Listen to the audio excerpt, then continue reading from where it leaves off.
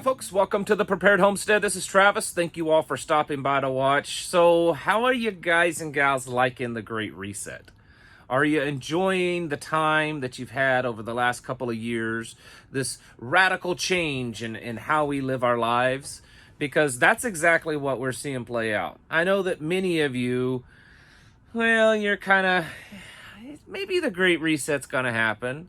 Maybe we'll see a few things. I mean, it's just what a bunch of rich, powerful people want to do. It doesn't necessarily mean, it's going to happen. I mean, I've got my constitutional rights, and they can't trample on those. Well, folks, I'm sorry to break the news to you, but the Great Reset has been playing out all around us for quite a while. It's not going to happen. It's not just getting started. We're in it. We're in it, and all the stuff that we're seeing play out, or at least the vast majority of it on a daily basis, I firmly believe is part of the Great Reset. Remember, you'll own nothing, and you'll be happy. Just trust us. That's what they want you to know.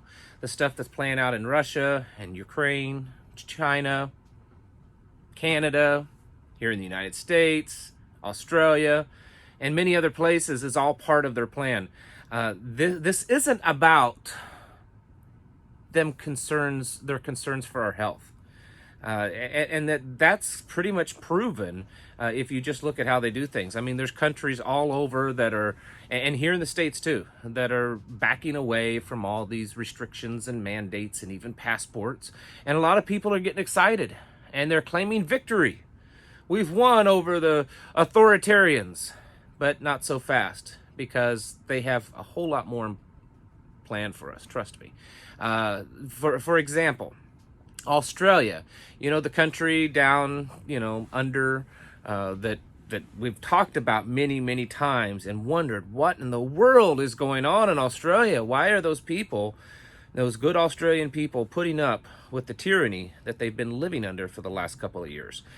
Well, for several months now, we've been talking about how they've been building quarantine camps down there. These Club Med, type facilities they're trying to twist the narrative that it's all fun and nice and great and this is a good thing.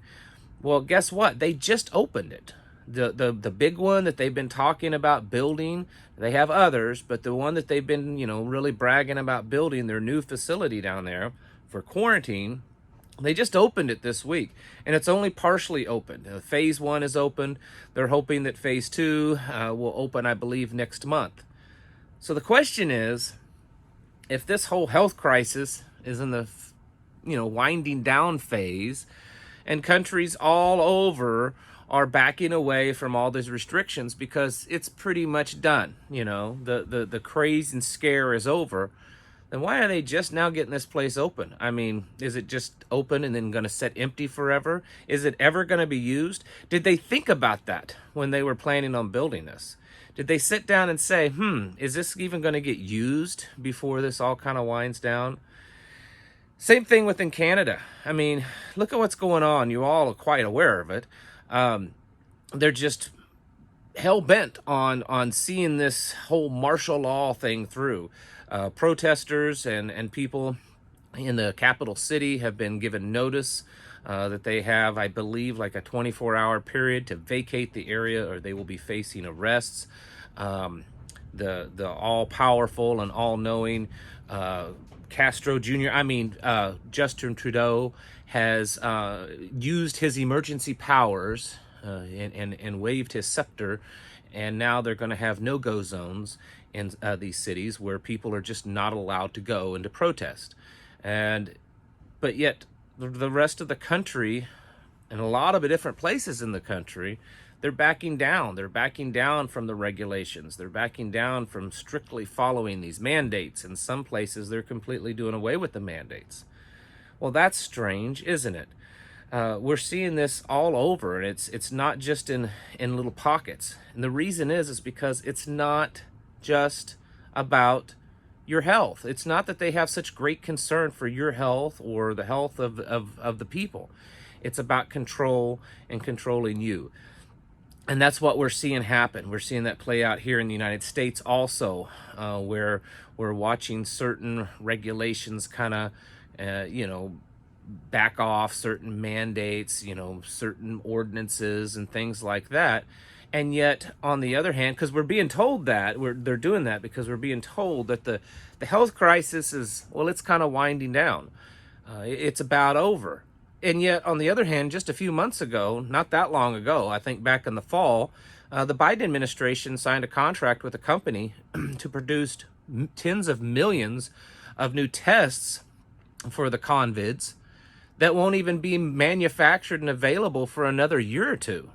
So why would they do that? Why would they spend, billions of dollars to have more testing capability made when it's already kind of winding down? It's because it's not, and there's more yet to come, folks.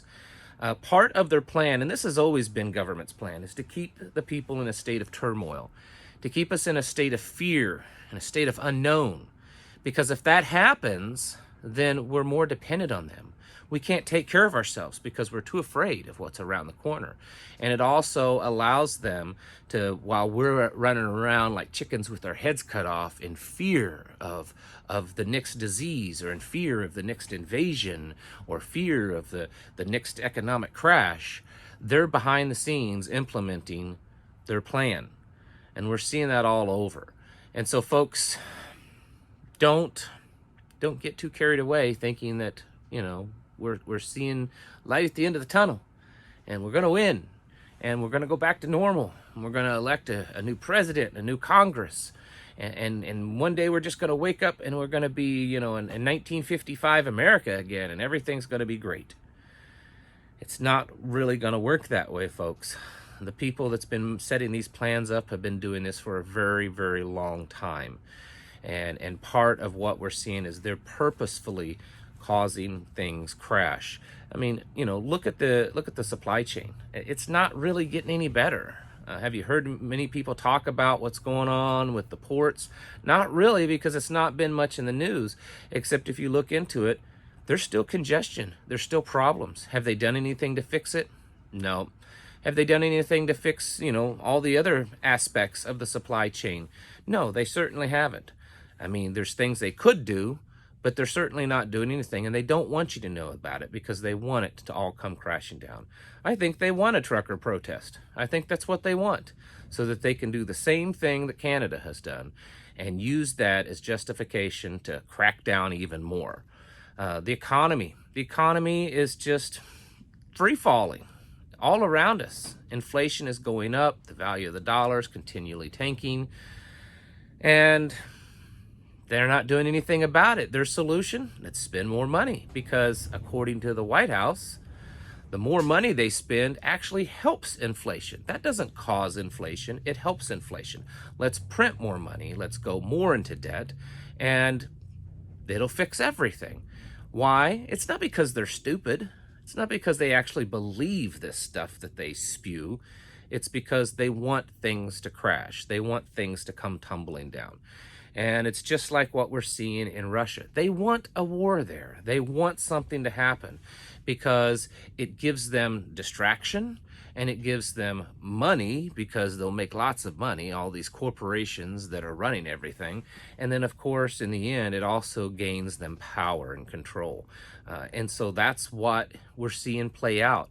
So as much as we focus on a particular event here or there, and it's good to do that, always remember that behind the scenes, the stuff that's playing out, it's all connected. All the little tentacles are connected. I've told this, used this analogy many times. It's like looking at a big mural painted on the wall, and you walk right up to it and you're standing like this close. You're only seeing a small little portion of that painting. And every time you take a step back and take a step back and take a step back, you're seeing a bigger picture. And that's what's really going on. There is a much bigger picture going on, folks. And this is why folks like myself and like many, many of you continue to prepare, continue to get our lives in order, because we see that it's all coming crashing down. They know that, they want that, because they want to be the ones to step in and fix everything. There's all kinds of stuff going on. There's a lot of stuff going on in the Middle East with Russia and Syria and Israel and Iran, that's not getting talked about, but it's all part of the plan. China and Taiwan, stuff going on there. Here in America, there's all kinds of stuff that they're just trying to distract you. One of the things yesterday or the day before was in the news that Remington Firearms settled with the Sandy Hook families. $73 million or something like that. Guess what? That's not true at all. Remington Firearms doesn't exist. They're a defunct company. They went out of business 2 years ago. What actually was a settlement was between the families and insurance companies, because Remington Firearms doesn't exist anymore. And so they like to try to twist things and to distract you, because they want things to come crashing down. They like the turmoil, okay? It's job security for them. And the more turmoil there is, and the more infighting there is, the better chance they have of implementing their agenda. And their agenda has been told. It's not a big surprise.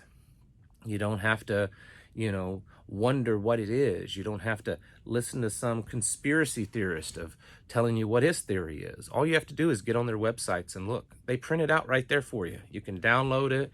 You can watch their videos. They're not ashamed about it. They're not ashamed of their fourth industrial revolution and their desire to blend humans and technology into something that's not really human anymore. Because they say that at some point we'll begin to question what it actually means to be human, because we will have genetically changed ourselves and we will have implemented so much technology into our bodies that it will make us question what it actually means to be human. You'll be eating bugs and you'll be eating Soylent Green and you'll be living in a little tiny place that they tell you to live, and you won't be driving any cars because there won't be. It's going to be a wonderful utopia. You'll have no rights, no freedoms, and they'll know everything you say, do, and think, because this is what they want. So everything that's been playing out in the news, the stuff in Russia, the stuff in Canada, the stuff here in the United States and in other places, it is all part of it. We've been talking about Russia for the last couple of days because I believe it's a hot topic, because I think there is two things going on there. One thing is a massive distraction, and it's a big one. So it makes you think that if they're distracting us this much, then there must be something really big that they're doing behind the scenes that maybe we just haven't figured out yet. And there's also the potential for still something to happen there. The Biden administration and the French and I think a few other people, I think even a Ukrainian president, has said that there's zero evidence that the Russians are backing away. In fact, they're moving even closer and they're building even more. So will something eventually happen there? Probably eventually. Will it happen today, tomorrow, or next week? Who knows? Maybe not. Probably not. Eventually, though, something will happen. We know that because many of us, like you and myself, we've read the Bible. And so we know that there's going to be wars, as well as rumors of wars. And so the main thing that I want to get through to you today, folks, is to not get caught off guard. Yes, we can celebrate victories when they happen, but always know that they're victories in the moment, and they may be a little bit of a reprieve, but it's no way time to let our guards down, because that's what they want us to do. And we've got to continue our focus on preparedness, continue our focus on severing our lives as much as possible from this modern society, because it's going down, it's collapsing, and you don't want to go down with it. Okay, so you gotta sever the ties with it as much as possible so that it doesn't bring you down when it goes down. You've got to continue your path on self-sufficiency. Get your heart right in the place that it needs to be, on your knees in the Word, and then continue preparing yourself and your family, building your communities around us. Because, as I said yesterday, I can't understand it at the point that we're at right now, how anyone can be seeing all this stuff going on and just not get it, just not realize that something's happening, even if they don't know what it is. how someone can see all this and not get it, that something's not right. Massive things are happening. Massive changes are happening around us. Massive instability is happening. And maybe we should, step out of this modern world for just a moment and evaluate our own ability to survive whatever is happening, whatever is coming at us. So continue to do that, folks. Don't get caught off guard. I mean, it's just that simple. Yes, there's things going on. The Canadian thing right now is probably, in my opinion, one of the worst things. And the precedence that's been set there, and the fact that we will most likely see something like that happen here in the United States, and within just the next few weeks, if this trucker convoy happens like they say it will, starting next Wednesday, because that's the one of the coordinators of it says they're going to start it on February 23rd. And if that happens, and if they play it out pretty much similar to what's gone on in Canada, you can pretty much write it down, that our government here is going to come down hard, if much harder than the Canadian government has, or at least the Prime Minister has. It's not good. Supply chains are gonna be much worse because of all this.